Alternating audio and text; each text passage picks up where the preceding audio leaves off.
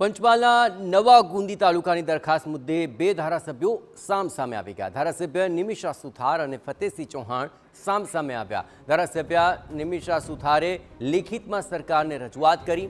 અહીં ગુંદી તાલુકામાં મોરવા હડફના ગામોનો સમાવેશ નહીં કરવા માટેની આ અરજી હતી। બે તરફ ધારાસભ્ય ફતેહસિંહ ગામોનો સમાવેશ કરવાના પક્ષમાં છે।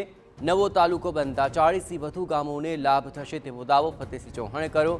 કોઈને જોડાણ કરવા માટે દબાણ નથી, ઈચ્છા ના હોય તો ના જોડાય તેવું પણ તેઓ હુંકાર ભરી રહ્યા છે।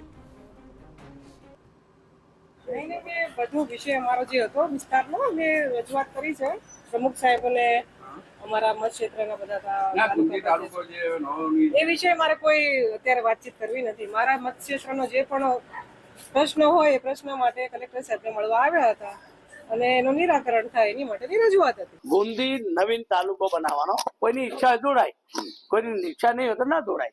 એમાં આપણે સ્પેસિફિક કોઈને દબાણ નથી કર્યું કે આમાં જોડાઈ દો। અને આ ગોલ્લા જિલ્લા પંચાયત પ્રશ્ન આજે નવો આવ્યો।